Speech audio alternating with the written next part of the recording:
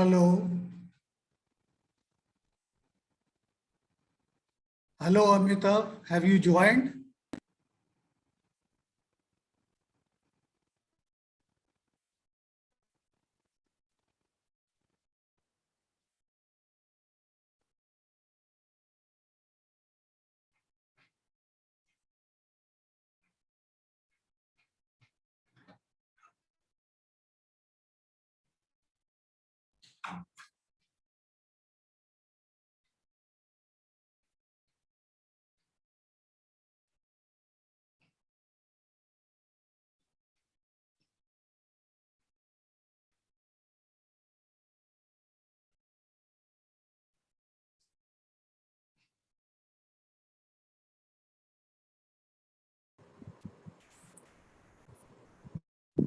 Good afternoon, sir. Good afternoon, Amitav. How are you? Good, sir. You are the first one to join. Good, good, good.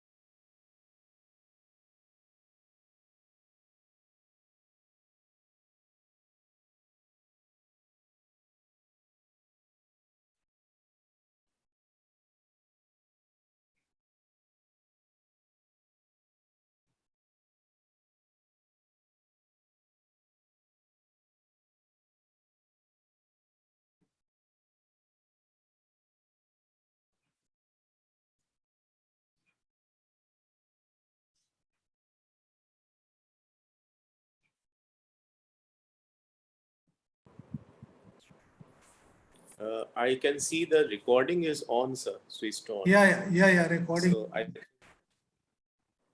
You can pause can it. deactivate it. Maybe when the webinar starts, then the recording can be Yeah. I will do that. activated.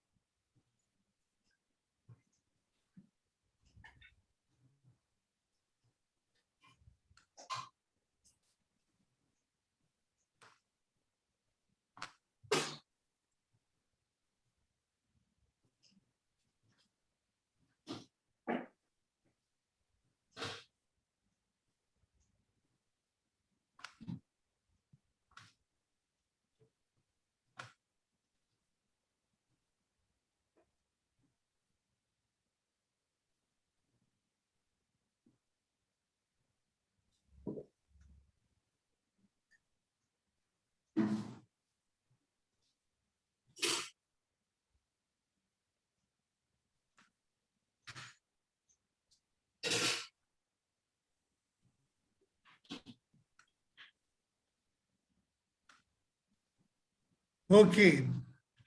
Dear Mr. Eric Solem, Mrs. Divya Sinha, Mr. Ashish Jain, who are distinguished speakers for the webinar today, members of the Foundation for Campaign Against Plastic Pollution, known as CAP in short, and other esteemed participants. I extend most hearty welcome to you all to this webinar on the role of non-governmental organizations in curbing plastic pollution, being organized by the CAP. We are fortunate to have with us Mr. Eric Solem, a world-renowned environmentalist who dons many a hat. Mrs. Divya Sinha, head of the Urban Pollution Control Division in the Central Pollution Control Board, and Mr. Ashish Jain, who is sort of an entrepreneur heading the Indian Pollution Control Association. We have a golden opportunity to interact with them and learn from their experiences. Friends, this is the 6th webinar in the series of webinars that CAP has decided to organize with a view to create awareness about various issues related to the plastic pollution and to evolve practical solutions to mitigate and gradually eliminate this scourge from our beautiful planet.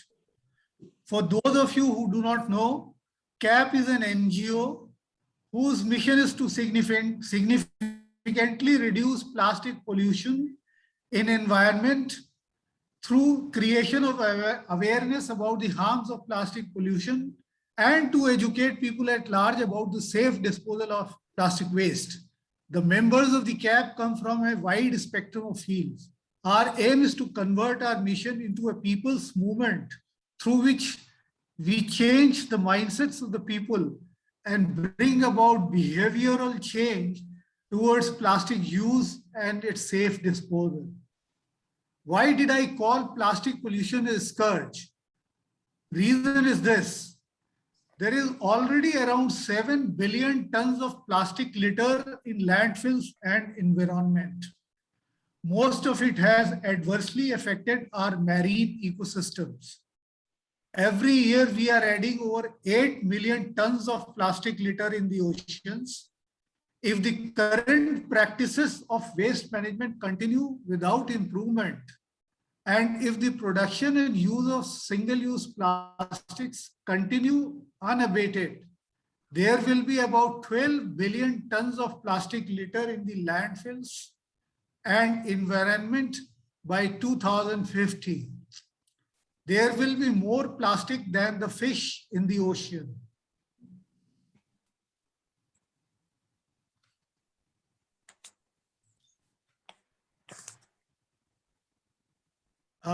I didn't check whether everybody can hear. Mr. Amitav, can you unmute and tell me whether I can be heard?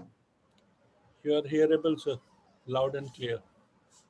Okay. Yes, we can hear you, sir. Audible, sir. Okay, thank you. Every year we are losing around 100,000 marine lives and 1 million seabirds due to plastic pollution. In cities around the world, plastic waste clogs drains, causing floods and breeding diseases. Consumed by livestock, it also finds its way into the food chain. On land, open dumping of plastic waste leads to soil pollution, while open burning leads to the release of toxic fumes in the air, causing air pollution. As they break down, these plastic release toxic chemicals contaminating our food chain and water bodies. Plastic pollution is also affecting human health. We have become habitual of eating food in stuff made of foamed plastic, which contain carcinogenic substances and can leach into our food. If it is not a scourge, then what it is? Plastic is no doubt a very useful material and has many scientific and medical use. Plastic as such cannot be totally eliminated from our planet. That is not our objective too. The problem has arisen because of its indiscriminate and thoughtless use of plastics in the form of single-use plastics. If we have to conquer the problem of humongous plastic pollution, the production and use of single-use plastics has to be cut down drastically. This would require complete phasing out of certain, mind you, certain, not all, single-use plastics, which are non-essential with high consumption and have high potential for littering. Only the most essential single-use plastic items essentially needed for medical use, like PPEs, gloves, face masks, etc., should be allowed to be continued. Even in their cases, it should be ensured that these are disposed of in accordance with established protocols and not allowed to be littered irresponsibly. In this context, I am very happy to inform the participants that the Government of India in the Ministry of Environment, Forest and Climate Change has issued a notification just a day before yesterday, banning certain single-use plastic items to take effect from 1st July 2022.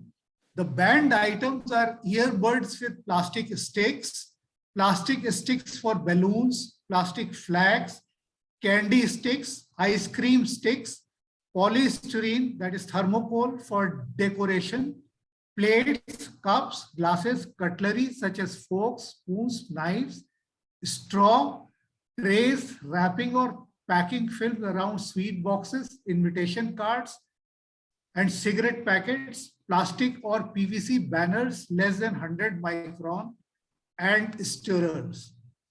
This laudable step fulfills the commitment announced by the Prime Minister of India from the ramparts of Red Fort on 15th August 2019, by which it was committed that single-use plastics will be phased out by 2022.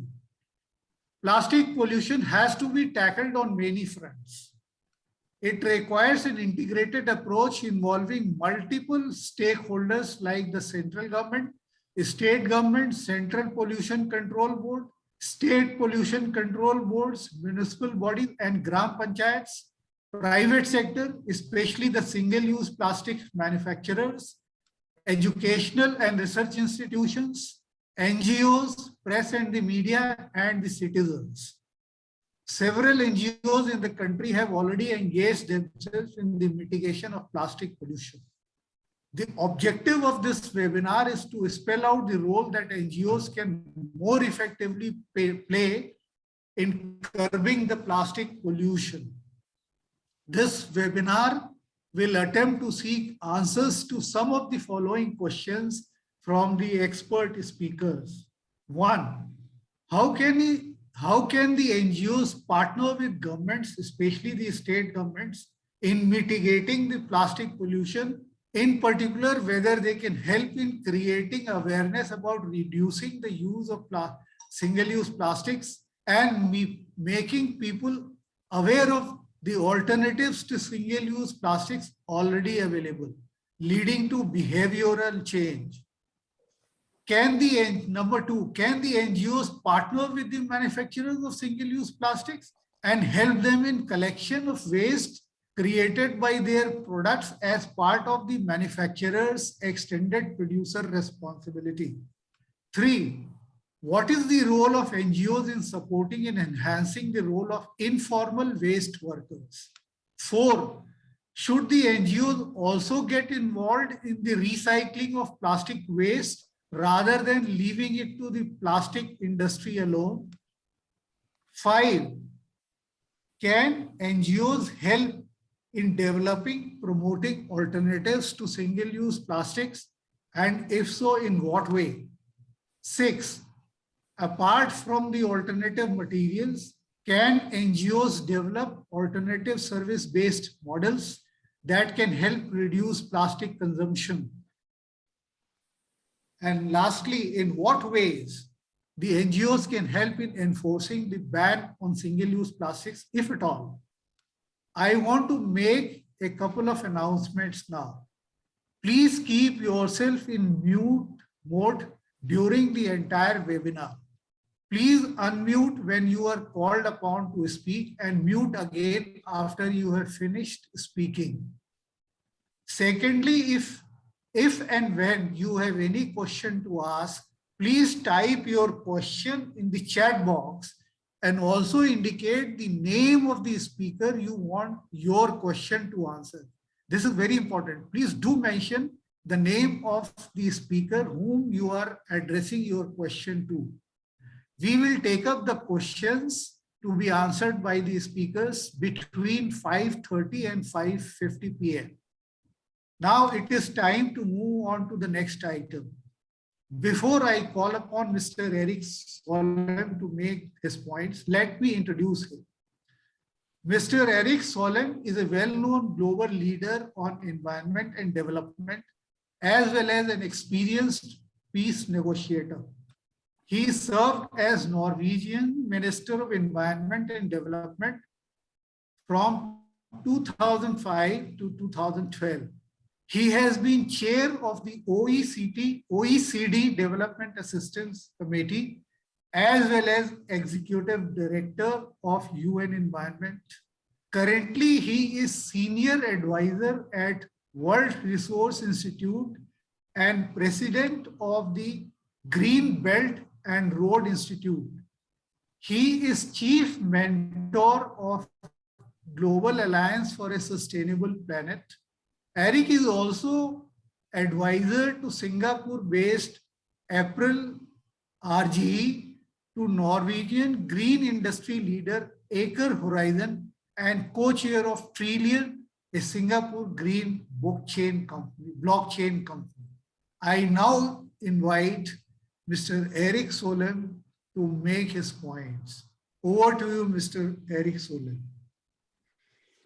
Thank you so much, Anup, for this very, very wonderful presentation. I mean, I agree to everything you said, so I will just highlight some of the same points. It was a fantastic introduction to this important topic. First of all, let's congratulate India. Let's congratulate ourselves, because what happened this week, as you said, was a major step forward. It will not resolve the problem of plastic pollution in India once and for all, but it will drastically reduce some of the most visible plastic pollution. So let's congratulate India with abandoning and prohibiting so many of the unnecessary single-use plastic, like straws and cutlery, or packaging, or plastic packaging of sweets or cigarettes. This is a really great decision. And it comes because India has a visionary leadership led by Prime Minister Modi and so many other political leaders. But also comes because India has a vibrant civil society, like your coalition against plastic pollution, and many other institutions to try to work to reduce this menace, this scourge. So it's a great day. I put it out on social media. I'll try to make this visible to the world so it can inspire similar action in other parts of the world. By the way, some African nations like Kenya and Rwanda have done similar steps, and European Union is about to do exactly the same as India. So this is a global movement now in a very good direction. Let me also very, very briefly remind everyone on why this is such a big issue. Some people say, oh, it's just some plastic. No, it's a huge issue. It's an environment issue of the first rate. Some months ago, a whale was dying in Thailand. It was vomiting plastic bags while perishing. Such a sad sight. But all over the planet, you see cows and camels and seabirds, and a number of turtles eating plastics. Seabirds even dive down at very high speed, catch some plastic, and feed their chicks because they believe it's food. So they're even killing their own chicks with the plastic. So we need to get rid of this. We cannot look into a future where there is more plastic in the ocean than there are fish. So it's an environment big issue, first-rate issue. Secondly, it's also a big economic issue, particularly for tourist destinations. In Bali, in Indonesia, they have declared this an economic disaster issue, because if you get too much plastic in the ocean, how many tourists will go to swim around with all this plastic? And that same, of course, applies to Goa or any other tourist destination in India. And thirdly, as Anup said, it's a health issue. We do not know at this point the exact impact of plastic on our health, but no one has proposed that it's good for us. Plastic gets into our stomach when we eat plastic, into our lungs when we breathe plastic, into our systems when we drink water with small fragments of plastic. Even the most clean drinking water on the planet, up from the mountains of the Himalayas and for other pristine areas, now includes small plastic fragments. These need to stop. So it's an economic, environment, and health issue of first rate, and we need to change our ways and fight this very, very determinedly. Obviously, civil society has a huge role to play, because when you have seen change in the past, it's always been a combination of civil society demanding change, political leaders giving the vision for change, and business making the change at scale and making the technology we need. A very good example is the grand success of the fight against the hole in the ozone layer. That was the biggest environment issue in the world if you go 30 years back. Now, no one is talking about the ozone layer. I haven't heard anyone talking about it for the last year. Why is that? Problem is resolved. We don't talk about the problems we have fixed. And we fixed that because people in the 1980s said, we don't want to live this way any longer. We don't want to have any number of skin cancer patients on the planet. We need to change. I don't want my daughter or son to be a skin cancer victim. People demanded change. Political leaders, and they were at the time very conservative, like Ronald Reagan in the United States and Margaret Thatcher in the United Kingdom, they said we need to change. So they came together in Montreal in Canada, and the Montreal Protocol, and business said, well, we can make the air conditioning in a new way, our refrigerators in a new way with new chemicals, and we can have more business from that. No jobs will be lost. To the contrary, there are many, many more jobs in the air conditioning industry in the world today than there were at the time. So this is a recipe for change: civil society leading the charge, political leaders giving the vision, and business bringing it to scale and bring the technological change and the jobs we need. If we zoom in on plastic, the role of civil society. First, civil society need to inform people about this major problem so people can really see the magnitude of the economic, health, and environment issue. So speak the truth, speak up, educate people, bring these people to people's attention, make films or videos, social media, write in newspapers, try to get into this on TV, make manifestation. There's so much civil society can do to keep this issue alive. And I congratulate you, Anup, for what you have been doing, which is great contribution to this global movement. Secondly, civil society need to help governments to phase out all the plastics we do not need. There are some plastic items we obviously need. We can conserve food much longer if we have plastics, which is good so we don't have food waste. We need plastics to make our cars lighter so that they can use less gasoline and make the change into electric easier. But by the way, the first all-solar airplane in the world was basically made by plastic because it was the only material so light that you can go up in the air, but at the same time so solid that the pilot could keep safe and not freeze to death up there in the cold. So there are some plastic we need, but there are lots of plastics we don't need, and that's exactly why it's so fantastic that India's now prohibited all this straws and cutlery and balloons and all this. Let's get rid of them. We don't need them. We have been drinking all over the world from normal cups throughout history. Why do we need a plastic cup? Why do we need a plastic straw when we can drink straight from the cup? So civil society need to help political leaders to make these prohibitions, and civil society should of course also make sure that people in the daily life are leading this charge. Thirdly, civil society should work with business to see what new materials can be applied. There are any number of startup companies all over the world trying to make plastics from sugar canes or from potatoes or from many other natural ingredients. And if you do that, of course, this can disintegrate in nature if you throw it away. If you throw away a straw which is made from bamboo, well, it will disintegrate in nature as bamboo is doing, very different from a straw which is made from plastic, which will remain in nature for hundreds of years, maybe thousands or even of years. So work with business for replacement materials.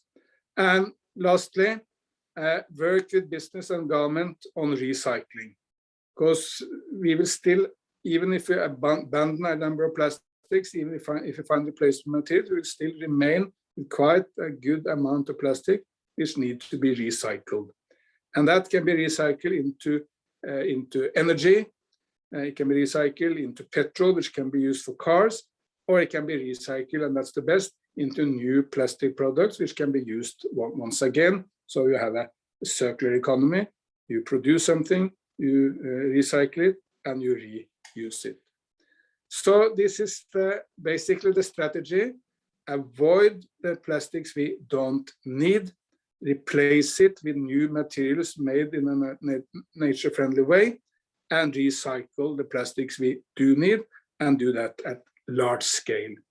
Some companies come to me and tell me, oh, we have a small programs in some village in India. Well, it's all good. But then I tell them, there are 700,000 villages in India. You need solutions at scale. That's the only kind of solutions which will get the attention of Prime Minister Modi or any lead politician, because they know the scale of India. It's such an enormous nation, such a fantastic nation with such a culture, but also with people living all over this land. So you need scalable solution, and we need to recycle plastic at scale, not just in some small entities here and there, but in big industrial type recycling plants. So thank you for listening. I congratulate India with this massive achievement this week of prohibiting straws and cutlery and many other items. And I believe that Indian civil society, with a dynamic government, with all the fantastic businesses all over India, can really resolve this issue in the next few years by avoiding what we don't need, by replacing with better products, and by recycling what will still remain. So let's get the work done.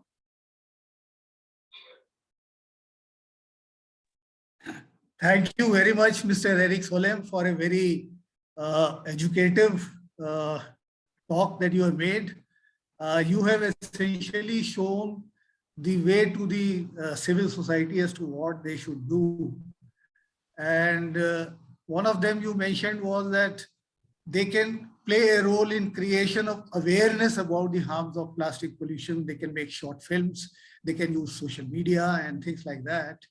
Then secondly, they can also influence the political leaders in identifying the plastics that we don't use. Am I hearable? Mr. Amitabh, can you please once again tell me whether I can be heard? Yes, sir, you are audible. Okay, thank you. Because here the picture was frozen, so I was wondering whether anything is wrong or not. Okay, now, Mr. Erik Solheim, the second point that you made was that the civil society can also play a role in influence the political leaders and the governments in identifying the plastic products that we don't need. And third, work with businesses to find replacements for the single-use plastic that we don't need. And those should be eco-friendly materials. And fourthly, get involved in the recycling of the plastics that we need for our use. And we put them in the circular economy. We scale it up and we recycle at a large scale. So these are the lessons that we draw from your talk. And before I request the next speaker, Ms. Divya Sinha, I want to first check whether Ms. Divya Sinha is around. Ms. Divya Sinha, if you are around, please. Yes, sir. Yes, sir. Good evening, sir. I'm there, sir. Oh, okay. Let me then first introduce Ms. Divya Sinha. Ms. Divya Sinha, as I told you, she is the head of the Urban Plastic Pollution Control Division in the Central Pollution Control Board. She is a graduate civil engineer from IIT Roorkee and postgraduate in environmental engineering from IIT Mumbai. She has worked with Central Pollution Control Board for 15 years and currently heading the UPC2 division, which deals with solid and plastic waste management. Major focus areas of work include phasing out of single-use plastics, strengthening implementation of extended producer responsibility, promotion of alternatives to petro-based plastic, besides dealing with regulatory and judicial matters. Previously, she had worked with National Productive Council for over 10 years, providing consultancy services in the field of industrial pollution prevention and control. So I welcome you, Ms. Divya Sinha. Please unmute yourself and make your points.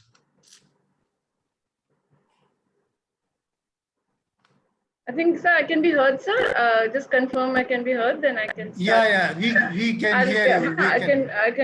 I'll just brief on the issues related to the plastic waste management, because we'll be having people from all spheres of life. So I'd just like to brief what are the major components before we move over to what role can NGOs play. What are the components of the waste management system, and how is the plastic waste management system working in India? So that can give us an insight where the NGOs can intervene to improve the working of the plastic waste management system in the country. So all of us are basically aware that the plastic waste management, it basically consists of five components, which includes collection, segregation, channelization, processing, and disposal of waste. So these are the major 5 areas where the plastic is managed. And then we have the there are key stakeholders. I'm just reviewing the roles of all the stakeholders as per the plastic waste management rules also. It identifies 5 or 6 key stakeholders for the waste generation, and then it assigns responsibility to each of these waste generators, key stakeholders. So the first key stakeholder is the waste generator himself, who is responsible. He has basically 2 responsibilities have been assigned under the waste management rules. One is he's responsible for the segregation of waste, and second thing, littering of waste has to be checked at his end.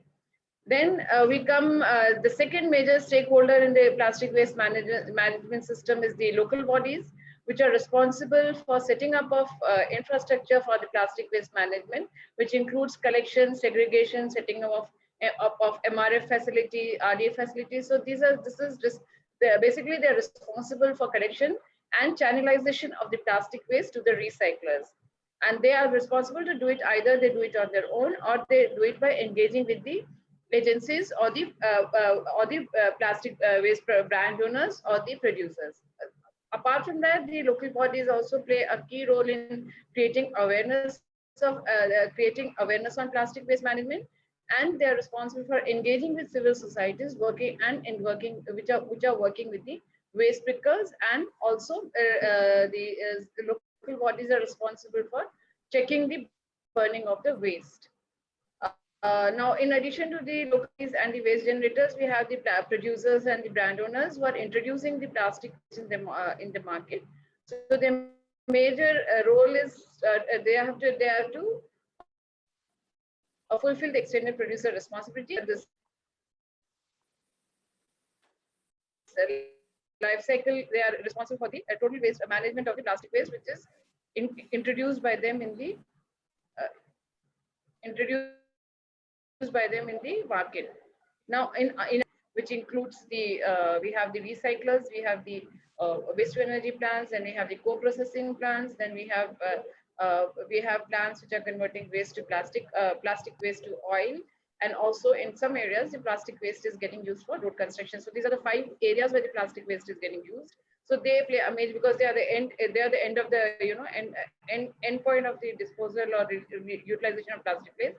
So they also have a key role. In addition to that, we have the state pollution control boards and the pollution control committees, which are there in every state, which are basically the state pollution control boards are the enforcement agency for the plastic waste rules.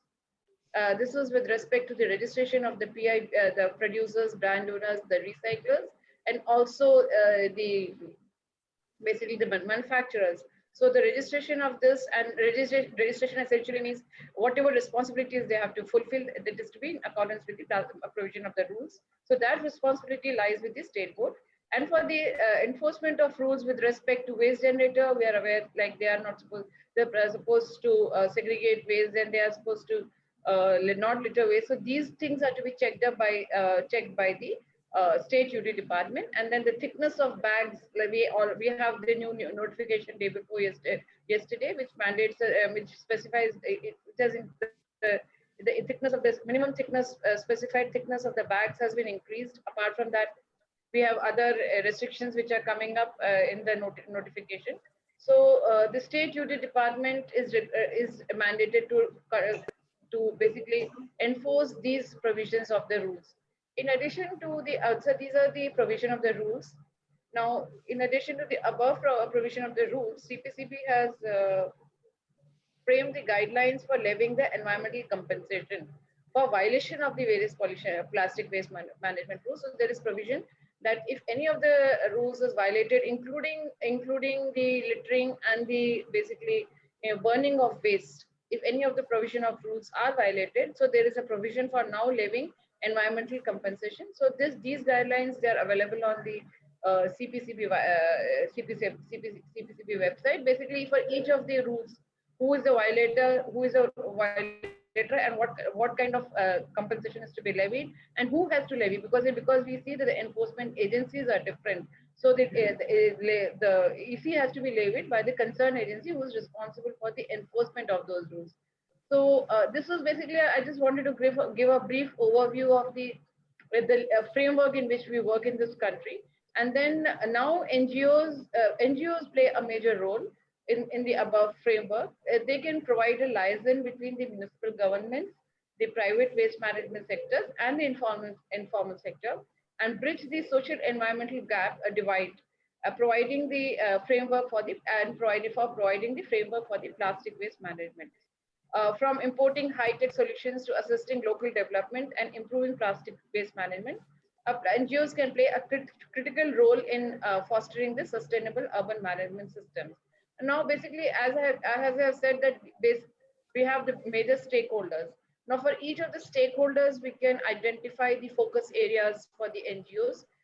Basically, for the waste generator, the NGOs can assist in creating awareness, which has already been highlighted before. They can create awareness among the general public campaign to promote waste packaging reduction and recycling, as well as to introduce systems of reuse. Then also the NGOs can engage with the media to carry the message of plastic waste management. They can run stories, document the extent of the plastic waste issue, and highlight what measures should be taken to address the growing concern. Then they can also basically identify the major hotspots where the littering is there, and then they can pursue with the concerned authorities for implementing of the various provisions of the rule. Also, they can, if landfills are being planned, so those landfills and other end of pipe interventions can be opposed by the NGOs, so that we move to the more resource intensive recovery measures to be and emphasize on the authorities to go for the resource recovery measures. And also the NGOs can voluntarily participate in the schemes and the actions which are aimed at cleaning the state and encourage the citizens to understand the problem of the plastic waste. Now, with the local bodies, the NGOs can engage with them in the IEC activities, such as making video films and the documentary video clippings and the documentary films.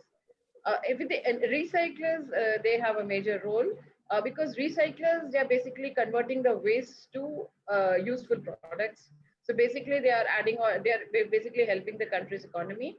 And in this, there are major areas where they can intervene. First is, they can provide training for the long-term unemployed or the socially marginalized people, and help and provide them with working opportunities in these recycling facilities. Also, they can engagement because the recyclers, they produce products which are basically the low-end products. So they can help the recyclers for the takeoff of and utilization of their products, and also making those products available to the low income households. Sometimes it is happening that the products are produced, but they're not basically they're not getting utilized, and they get accumulated at the recyclers end. And since they are a low cost products, so we need to basically push these products to the low income households at an affordable price. So with the recyclers, they can intervene in 3 or 4 areas. And with the brand owners, because brand owners have basically 2 responsibilities for fulfilling the extended producer responsibility, and so they can push them for the corporate accountability for the waste they generated and the extended producer responsibility, and also for the eco design of products to promote the zero waste and ensure that the manufacturers are held responsible for designing products and packaging that are ecologically sound through every stage of their recycle. So with the brand owners, they have this 3 or 4 areas where they can focus on. With the state authorities, basically they can attract the positive attention from the government authorities in the various areas we have listed above, and also we can NGOs can push for legislations which promote recycling to reduce the burden on the landfill. So major, I have just highlighted the key stakeholder, the framework, the key stakeholders, and the areas where the NGOs can work in with the key stakeholders. And then with the underprivileged section, NGOs have a very major role to play because we have scores of waste pickers around the world who eke out their precarious existence from the city dumps. They survive by recovering material from waste. Now, these scavengers, they live on the margins of the dump and face a range of hazards and problems in the hostile physical and the social environments where they survive. And they are basically they're faced with multiple risks, which in the area where they work. Sometimes they are worried by the garbage. Then they have to deal with the hazardous waste, smoke and fumes. So these scavengers who are working at these dump sites, they basically work in very hazardous conditions. So NGOs can basically connect with them and they can connect with the waste reduction and increase the status of these waste workers, which are traditionally associated with the filth and the disease. They can create livelihoods for the underprivileged sections of the society and promote and protect the dignity and their human rights. Now, various initiatives which they can take in this regard includes that they can create the eco livelihood initiatives they can take. These rag pickers, they can be basically engaged in the collection program as well as the training, as well as the separation, the segregation of waste. In addition to that, we can, NGOs can help in providing startup funding and loans and also provide technical, managerial, legal, and economic consultancy services to this, underprivileged section of the society, and also help them in upgrading the traditional methods of resource recovery from the manual to the mechanized methods. And we can also work for, the NGOs can work towards improving the water and the sanitation facilities which are available for the scavengers, and so that they have an improved living conditions around the dump sites. Basically, from the rag pickers, we need to create a small businessmen and micro enterprises, which will basically it will be a win-win situation for all of everybody, including the underprivileged section who is engaged in the collection of waste from the dump sites, as well as the recyclers and the other stakeholders, and who will be able to get a better quality of waste at their end. So so these are basically some areas where, with the rag pickers, with these underprivileged sections, the NGOs really need to focus. If it's possible, they need to focus on this area. And by collaborating with the consumers, the government policy makers, the community residents, the NGOs can expose the toxic legacy of the plastic waste and push the industry to abandon its plastic wastage practices and to adopt more sustainable practices. The NGOs, they can play a critical role in fostering the sustainable urban management system. I think with a brief presentation which I have made, they can provide a liaison between the municipal governments, the private waste management sector, and the informal sector, blending social and technical approaches with strong governance mechanism, institutional collaboration between citizens, communities, centers, and the State Pollution Control Board, urban and environmental departments, and related stakeholders to find sustainable energy and create synergies and support directly or indirectly the project related to related activities of plastic waste management in the country. Thank you, sir. This is a brief from my side.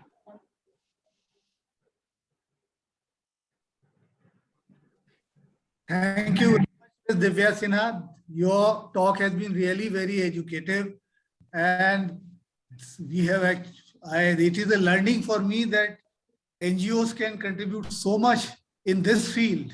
I was not even aware, and so thankful, and it must be an education for various other participants like me in this webinar.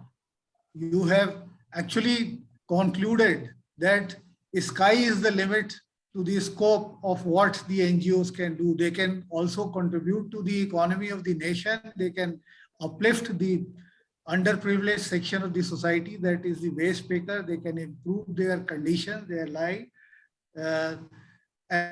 and they can work with businesses in promoting the alternatives, in identifying and promoting the eco-friendly alternatives, and help in creating the awareness in the society. So there is an unlimited scope for what the NGOs can do to mitigate the plastic pollution in the environment. Thank you very much, Ms. Divya Sinha. Please stay on. There may be some people may be willing to ask some questions from you, so we will take them up in the end. I will now like to introduce Mr. Ashish Jain, who is the third speaker.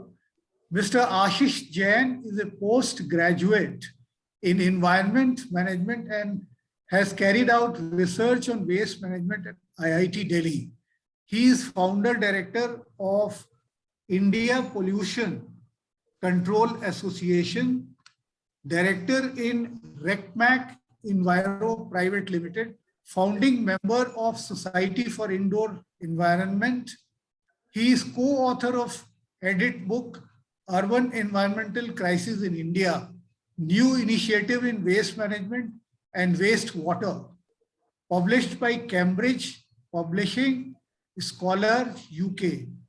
He has more than 20 years of professional experience in the field of solid waste management, air pollution, and environment education, and has published various research papers and articles on these subjects. His expertise lies in execution and planning of solid waste management projects for towns, cities, campus, industries, corporate, and institutes with an articulated environmental emphasis. His professional work encompasses introduction of new technologies related to waste minimization, community engagement, promotion of recycling, and exploring sustainable solutions for healthy societies. So now I welcome Mr. Ashish Jain and request him to make his points. Kindly unmute and make your points. Thank you, sir. Thank you for the generous introduction. And thank you for the opportunity to speak on the topic close to my heart. Indian Pollution Control Association is an NGO, and you ask a few questions in the beginning of session, what NGO can do to curb the plastic pollutions. And I would say, as my previous speaker, Divya Sinha and Eric already told, that the sky is the limit for NGO to work in the area of environment. But I also mentioned this, that means every NGO cannot do all these things. So it's depend what NGO can do. It's totally depend on their professional experience, knowledge of the subject, and understanding of the ground reality. If anyone, not this scope is not limited to NGO. Anyone, any citizen, any living being, human being, can do all these activity. Because awareness is a thing which means passing your knowledge and information to your neighbor, to your friend, to your family. It's awareness. It's a mouth-to-mouth campaign, and anybody can do this. But NGOs are basically supposed to do these kind of activity because NGOs and the business enterprises are different by a very thin line of very thin line. Business enterprises are only for the profit-making organizations who are focused to generate profit, and they also concern about our environment and society, but they are not. They do not work mainly to protect our environment and the society. But NGOs are supposed to work for the welfare of society. And if an NGO working area is environment, so it's their become that's become their moral social responsibility to work for the environment. And the best thing an environmental based NGO is doing, they are working as a watchdog. So they keep on observing various things in their surrounding, and if they found anything inappropriate to the environment or the society, they highlight those issues and report these issues the concerned authority. So this is the, I think this is the best thing NGO can do without any financial assistance or without any support from any other organizations. So they can play a vital role in being a watchdog. Keep very close eye to what is happening in their surrounding. Like if someone is burning waste in front of me, so being an NGO, it's my responsibility to stop that person and complaint about that accident to the concerned authority. If someone is littering waste in front of me, or if someone is littering in front of my team, so my team will stop that person and educate that on the spot, that do not litter and do dispose waste only on the dustbin. So this is the way we can educate our community. And we since NGOs are basically working at the ground, so this is the specialization of any NGO working in any field. They are very good network at the grassroots level. They are working, they are associated with many stakeholders. And in the field of plastic waste management, the major issue of plastic waste management is the collection, segregation, and littering.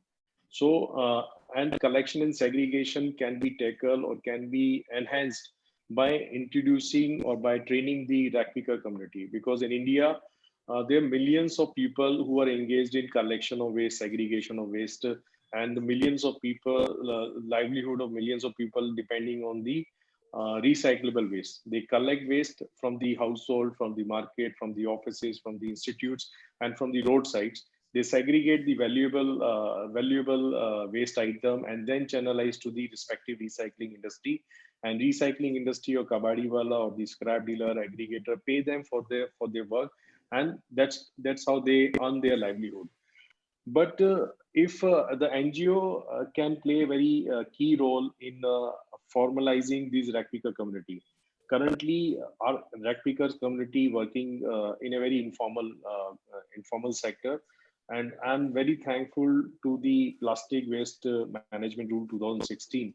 After the notification of these rule and after the introduction of EPR, extended producer responsibility, and thankful the very important role of CPCB, Central Pollution Control Board, who enforced this EPR compliance at grassroots level and invited or enforced multinational companies, brand owner to comply with the EPR responsibility. And so EPR responsibility is a compliance obligation, and corporate are investing money to do their EPR, and that's why they want everything should be neat and clean. So this EPR of plastic waste management has helped a lot to transit informal sector to formal sectors. If you observe in last 4 years through this EPR compliance, India have collected approximately 10 lakh metric tons of plastic waste across the country under EPR, and so thousands of rag pickers or maybe lakhs of rag pickers are involved in collection, segregation, or different grade of plastic. Before 2017, there was no collection, no segregation of MLP waste, and MLP was the major nuisance to the environment. If we take a whole picture of plastic, the MLP was the most nuisance plastic material because it was not collected, it was not segregated, and it was not recycled or co-processed by any agency. And rag picker is the community who work in the ground to earn money by selling their recyclable to the scrap dealer. Since there was no buyer of MLP, they were not interested to picking up this plastic, and everywhere we can find MLP waste. So by introducing the EPR, and NGO also play a important role, as Divya ma'am also mentioned. NGO can play a bridge, role of bridge between the policymakers and the waste generators. And EPR obligation is for the producer, importer, brand owners. And the time when this rule came, nobody was aware about how to make EPR action plan and what does it mean EPR action plan. Being a multinational company, being a producer of some products, how we can do the collection of our post-consumer packaging. So then IPCA play a very important role. We brought corporate to the CPCB office, and we had a number of brainstorming session, and we devised first EPR action plan, which was executed in 8 cities, and then it was successfully implemented at pan India level. So I was very thankful to Dr. Parihar, then chairman, who trusted and who approved the first EPR action plan, and we could initiate EPR activity in India. And now that was the beginning. So and the NGO can also educate people on rules and regulation, because the language of rule is not very simple. Means there are a lot of ambiguity. Every time rules have a lot of ambiguity, and different people make different interpretation of the rule. That make confusion, or means people won't be able to implement what exactly needed by the rules and regulation. So NGO, being a professional in the field, having a knowledge of the subject, they can educate or make the right interpretation in consultation with the policymakers or the regulators. As we did, we educate numbers of brand owners, more than 500 brand owners. I personally educated on the PWM rule 2016. What is the meaning of different definition? All those definition we conveyed as per the consultation with the responsible stakeholders.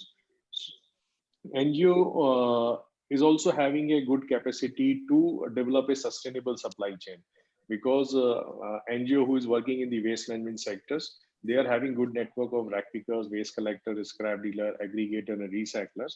So with all these stakeholders, NGO is having a capacity to develop sustainable supply chain of different waste commodity.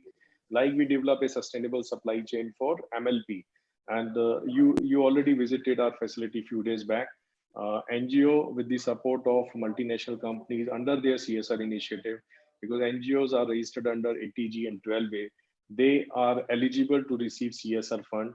And if any multinational company want to invest their CSR fund in developing the infrastructure to capture, to manage plastic waste, then NGO can be a big resource. They can take CSR fund, and with the CSR fund, they can develop infrastructure like MRF facility. They can develop recycling facility. They can introduce innovative technology to curb the plastic pollution, because plastic pollution can be solved only by strengthening the collection and segregation. I welcome the Ministry of Environment Forest notification day before yesterday, which ban certain items of single-use plastic. But this is my personal opinion, banning of any plastic commodity will not eliminate 100% plastic from the globe. It's a good initiative and we should welcome. But besides banning the plastic products, we should strengthen the collection, segregation, littering, bring behavioral change in the community, and where NGO can play a big role, because we are very well connected with the people. We have team who can design relevant IC material, because whenever you are talking to the community, it's very good to have relevant information which can be translated to the community minds, and they can accept those. You can monitoring those behavioral change. So bringing behavioral change is very important to eliminate any kind of waste, not only plastic, whether it is water, soil, air, because waste is being generated by the general public, and till moment there is no participation from the general public. We keep on making policy. We keep on banning certain items of waste. We keep on enforcing penalties or penalizing people, but we won't be able to solve the problem. For me, we can definitely have plastic-free India. We can definitely have plastic pollution-free nation when each and every citizen of the country participate toward this goal and meet the vision of our Prime Minister Narendra Modi. So this is from my side. So means it's again, I want to say all the scopes you mentioned in the earlier in your talk, everything is possible. NGO can do many things, and not only NGO, every citizen can do many things. We need to trust them. We need to strengthen their capacity, and just keeping our finger crossed to have a plastic-free nation one day. Thank you.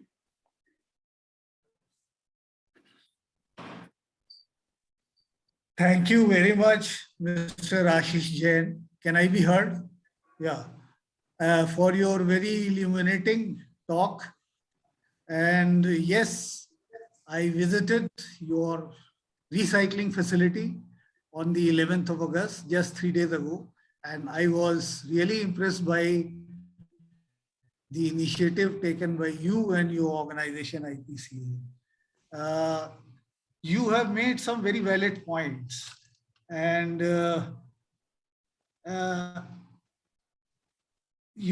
very important point that you have made is that it is not the work of only NGO or the government or the businesses. Every citizen, every individual has to participate and has to understand that this is a big issue and this has to go. This problem has to be against the plastic pollution. You have enumerated so many things that the NGOs can do. I need not repeat them. The NGOs can help in creating awareness. They can be watchdog, and they can identify the hotspots and inform the authorities. They can play a role in the collection, segregation, etc. They can also formalize the rag pickers community, who are a very underprivileged section of the society. They can also help the manufacturers in their EPR, in their extended producer responsibility. So they can be a bridge between the policymakers and also the waste generators. They can also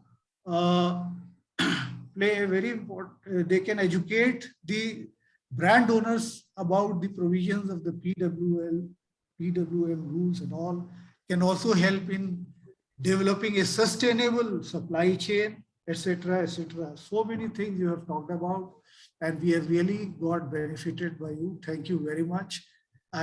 We will now move to the next item, which is a brief intervention by Colonel Sanjay Srivastava, who is a member of the CAB.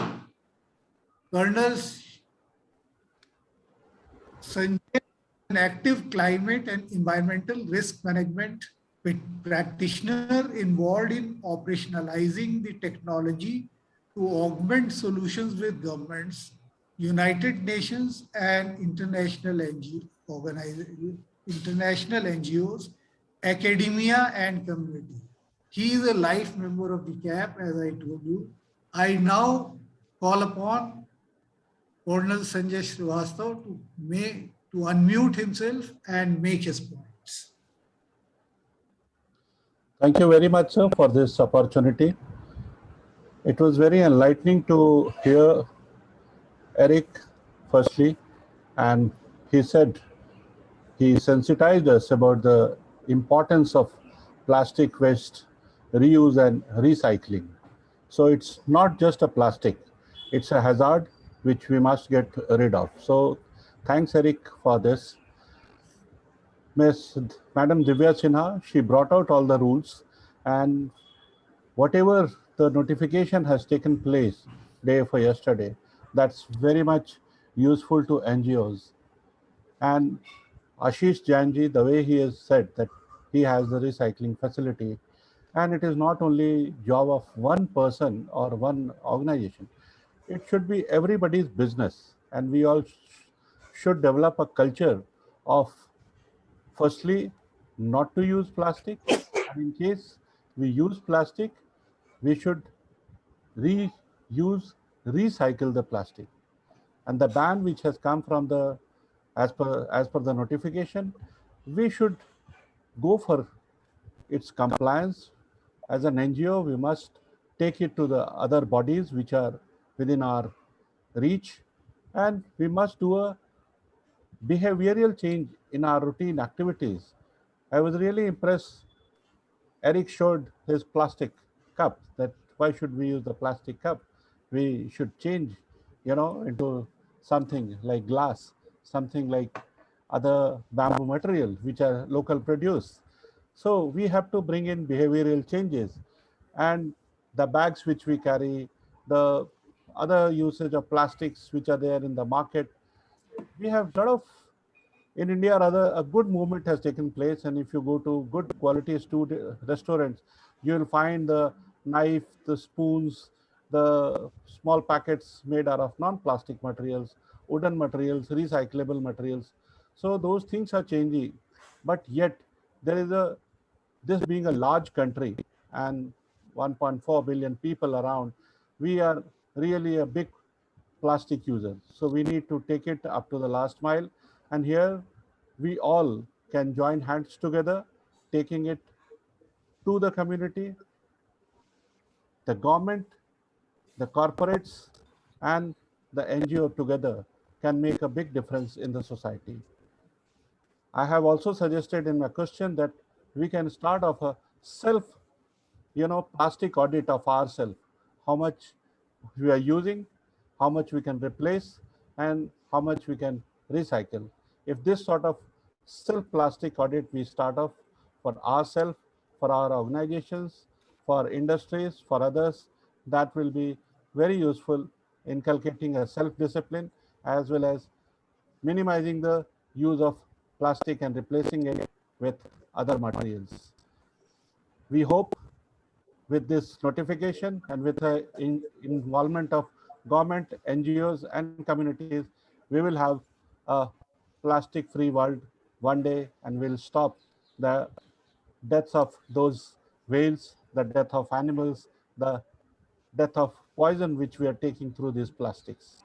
So we hope for a better world by minimizing the use of plastic, the banning of plastics waste material which are harmful to us, and we go for a safer and a better world. Over to you, sir. Thank you, Colonel Sanjay Srivastava. You have done my job. I was supposed to summarize the discussion at the end, but you have done it very nicely. It is now time for questions and answers.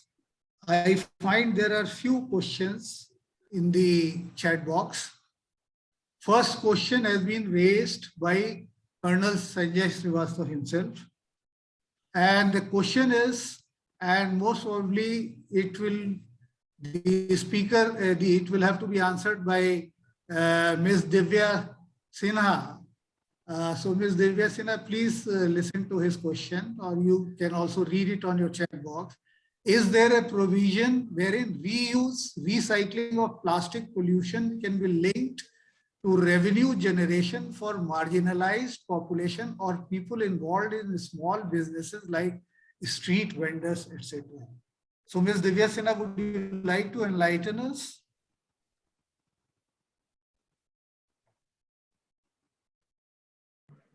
Ms. Divya Sinha, you'll have to unmute. Yeah, I'm just unmuting. This is regarding the, can you just,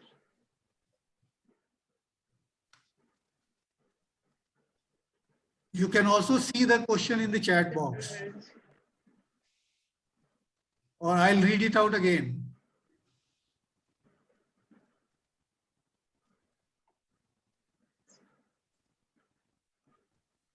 So what I would like to say is that there is no direct provision in the rules where the revenue which is revenue which is generated by collection of plastic is it is made available for the marginalized population. However, since they are engaged in collection of plastics, and when they are making it available to the concerned recyclers, obviously there is a revenue generation.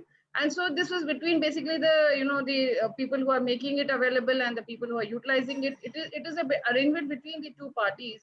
So it shall directly help the people who are making it available, making the waste available to the recyclers. Not directly, there is no availability, but it is inbuilt in the system. It is inbuilt in the system, yeah. Okay, very well answered, Ms. Divya Sinha. Next question is also. Yeah, so I'm just reading the question basically. It is regarding CPCB has installed any dashboard to get updated data for countrywide plastic waste generation.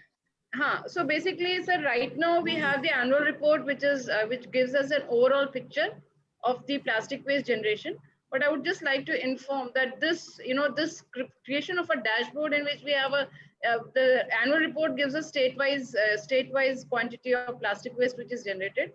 But we are moving on to this state real-time monitoring of the local bodies, and we will soon be having this online portal where the local bodies will be logging in and they will be providing their details as per the Form 4. The Form 4 of the plastic waste rule mandates the local bodies to provide all this information.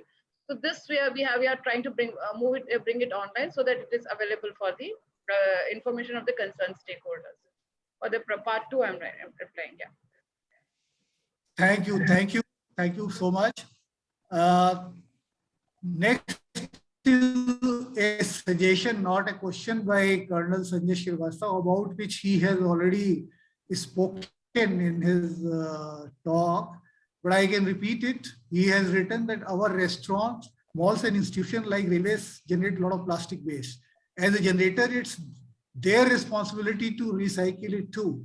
Is it possible to come out with a star rating for those institutions and some revenue benefit is given to them?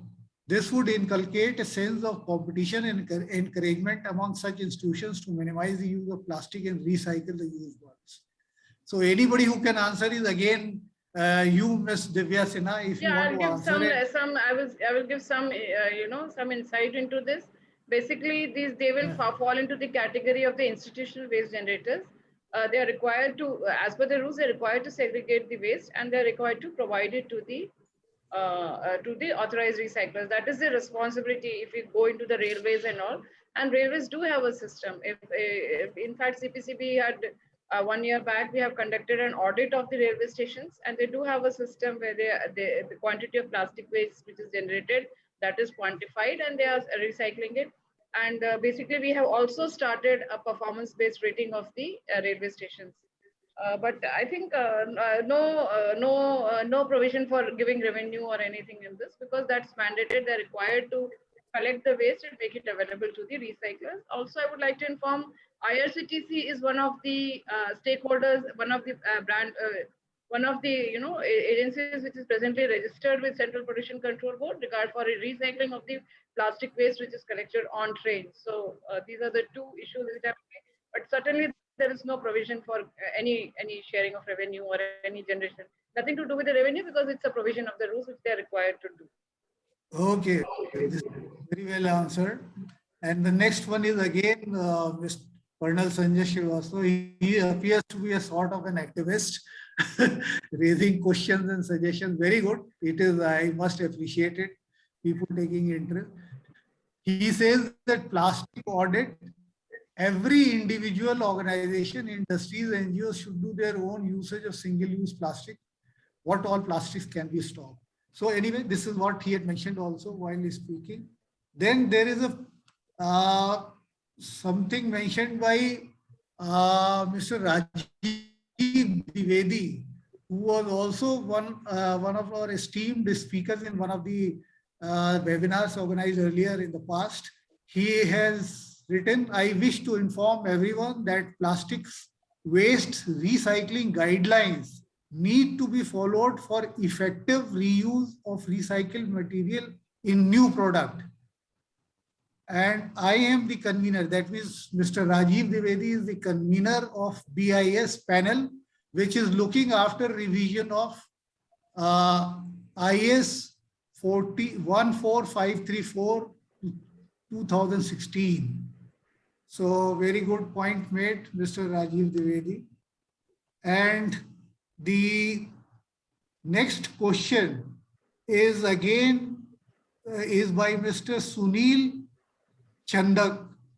He is asking whether MLP, whether can MLP be mandatorily disposed of into roadways? Would CPCB make it happen with involvement of PW department? It is there in 2016 rules, but implementation hasn't started at a large scale. So Ms. Divya Sinha, again, all questions were addressed to you. So congratulations. So please say whatever you have to say regarding this.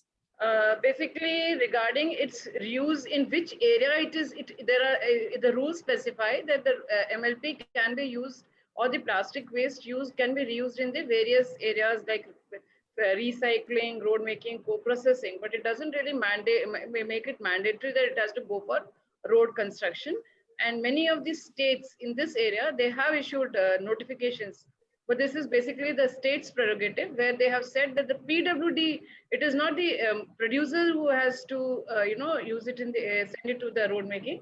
They have made it mandatory for the PWD to use the plastic in the road making. So there is one state in the country, I will have to check up and see the remaining data.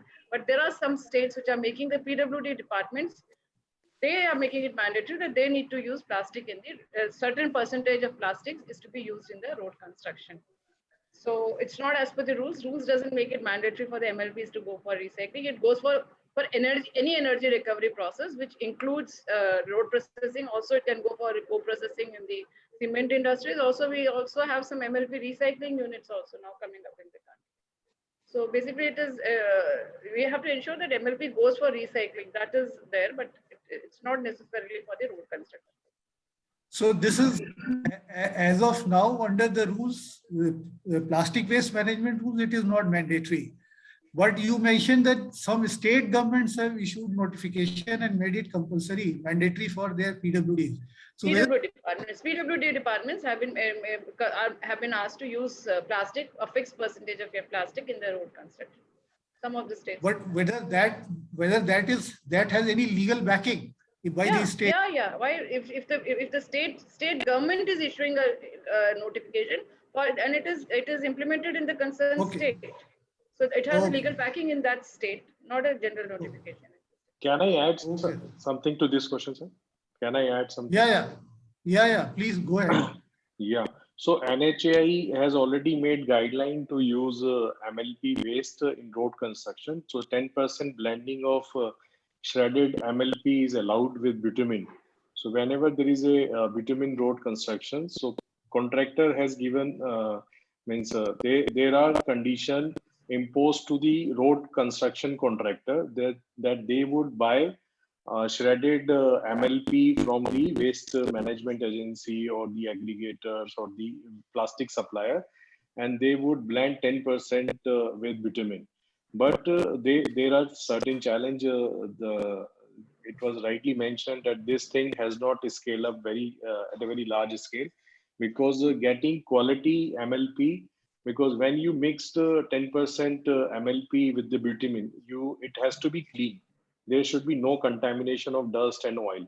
And post-consumer MLP have contamination of oil, dust, and inert particles. So you need to, and the size of shredded material is very specific. You need to supply 2 mm to 10 mm shredded material. So it's adding a lot of cost. So there is a very less infrastructure available in the country to collect MLP, wash the MLP, and then shred from 2 mm to 10 mm size and then supply to the contractor. So if anyone do all these activity, it is adding a lot of cost. and the contractor is not willing to pay that cost, and that's why it's not being scaled up. Although condition is already imposed in the contractor agreement, and it is there in the NHI guideline also. Oh, okay. So while there is, it is there in the guidelines, but there are practical difficulties. Yeah, as of practical now. difficulty. Maybe So how- when the it can be resolved in coming times when means more people will come up with the facility to shred material, to wash post-consumer packaging, and there will be demand from the contractor side. Nowadays, what is happening? Contractors sign the terms and condition imposed by the NHI, but they take it for granted. And they come up with the excuse that we couldn't find any quality supply, and that's why we couldn't use the MLP. So if NHA become start penalizing those contractors that you sign the agreement and you are not using MLP, and then contractor raise the demand for these kind of material, so people will come up with the investment on this kind of facility and then providing the material. So it is doable. It's only the demand and supply combination. But have you taken up the matter with the NHAI? Yeah, we had a number of discussion with NHI, and we submit our concerns in providing these kind of material, and we also submit our concern on the cost part. So if cost part taken care by the contractor or the authority, then situation will get solved. I think Apurva from Reliance is also one of the participants, and they are creating centers for supplying these kind of material. If he's available, he can answer this question. Mr. Apur, are you From there? Reliance. From Reliance? If you are there, you can unmute and speak if you have heard what Mr. Ashish Jain has mentioned. Okay, maybe he has left. So we have subsequently, while we were discussing, we have received some more questions. One is from Dr. Rajni Srivastava. His question is, post-COVID-19 has been manifold increasing, because of COVID, basically there has been increasing plastic use. How can it be mandatory to avoid plastic use? Myself, Professor Rajni Srivastava from Prayagraj. I think I will reply to your question. If you have heard what I mentioned to you earlier, I had very clearly mentioned that we are not against plastic per se. We are against only the non-essential, high consumption, single-use plastic items which have a very high potential for littering. I had clearly mentioned that we are not against the essential single-use plastic items, which are, and I cited also that example which are meant basically for medical use, like PPE, and the gloves and the face mask, etc., which the medical practitioners use, they have to use, and they can't help it. So that has to be allowed. We are not asking them to stop that. But if that is allowed, at the same time, we have to ensure, the hospital authorities have to ensure, the individuals like us who are wearing masks for our protection, we have to ensure that these are disposed of in accordance with the prescribed protocols. And this should not be littered so that the pollution, this environment is not polluted. So, yes, COVID-19 has seen increasing plastic use, essential items. Next question is from Mr. S.N. Mishra. Community sensitization, it is involvement and linking with viable economic model seems way forward. Thank you. It is just a remark, not a question. Then again, Mr. Rajiv Dwivedi has mentioned, for roads, IRC specifications are used by NHAI, and in October 2020, Ministry has issued certain guidelines. So there are no more questions. So we have come to the end of webinar. It is now time for me to thank every one of you First of all, I would like to thank Mr. Eric Solem for sparing his valuable time in making a very elucidating presentation. We all know that he is a very busy person. He dons many hats, yet he has spared so much time for being present in this webinar and enriched us with his wisdom and knowledge. Thank you very much, Mr. Eric Solem. I had forgotten to mention to you all earlier. He is also a patron of our organization. Thank you very much once again, Mr. Eric, for constantly guiding us and motivating us to fulfill our mission. The next, I would like to thank Ms. Divya Sinha, who has very clearly spelled the framework of the plastic waste management rules in the country.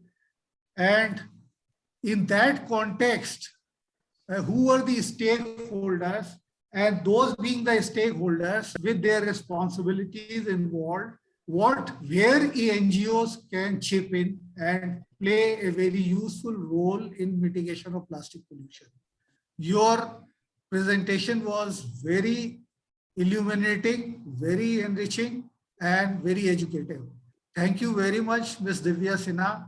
And I once again, I would like to inform the participants that she has participated as a key speaker in our webinars for the second time today. She had also participated in the webinar we organized on the 5th June, the day World Environment Day was observed. On that day, we had a webinar and she was a key speaker in that webinar too. Once again, she has spared her valuable time today. And I once again thank you very much, Ms. Divya Sinha, thank you very much. And next, I would like to thank Mr. Ashish Jain, who has also very clearly explained what is the role that NGOs can play. And I am grateful to him that he had showed me his plant 3 days ago, and that plant is impressive. And I must inform you that it is first of its kind, and their years of labor in conducting the feasibility study has resulted in the setting up of this kind of plant in first of its kind in North India. And I hope the other people will learn from this and set up such more plants and help in mitigation of the plastic pollution. Thank you very much, Mr. Ashish Jain. Thank you very much. And sparing your valuable time to speak to us today. And I will also like to thank Colonel Sanjay Srivastava, a member of the foundation, for making a brief intervention and doing my job of summarizing the discussion in the webinar held today. Thank you very much, Colonel Sanjay Srivastava. Thank you very much. I would also be failing in my duty if I do not mention the important role that the participants have paid in attending this webinar and making this webinar a grand success. I hope that they will share the learnings from this webinar and they will spread this message around, as Mr. Eric Solem in a nutshell mentioned how this is an economic, environmental, and a social problem. And it is not a small problem, but it is a big issue, and we have to face it, we have to tackle it, we have to combat it. And in that, we need the cooperation of all. And as Mr. Ashish Jain said, that it is the role, everybody can play a role, not only NGOs, but everybody can play a role in creating awareness. So I would request all the participants today to play this role in creating the awareness. Whatever you have learned today, please spread it around through your network. Please use all resources at your command and try to do as much as possible in carrying out this message. And thank you very much for participating in the webinar today. With these words, I thank you once again, all of you, and thank you very much. The webinar is now declared closed. Thank you. Thank you, sir. Thank you. Thank you. Wish you a very happy Independence Day tomorrow, sir. Oh, happy Independence Day to everyone. I forgot to mention. Thank you very much, Colonel Sanjay Srivastava. Mr. Eric Solheim, I would like to inform you that India is observing its Independence Day tomorrow, celebrating 75th Independence Day. And exactly 2 years ago, from the ramparts of this Red Fort, our Prime Minister had made this commitment of phasing out single-use plastics by 2022. So thank you all very much once again, and happy Independence Day. Have a nice weekend and enjoy. Thank you. Yeah, thank you, sir. Thank you very much, sir. Happy Independence Day. Happy Independence. Thank you. Thank you.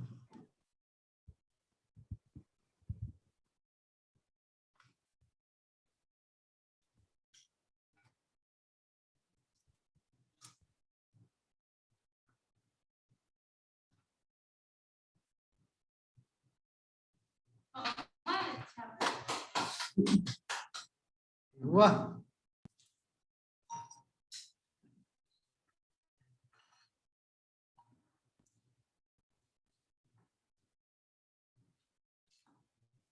अगला turn तुम्हारा है, मतलब हम 3 में से हमने तो disconnect कर दिया।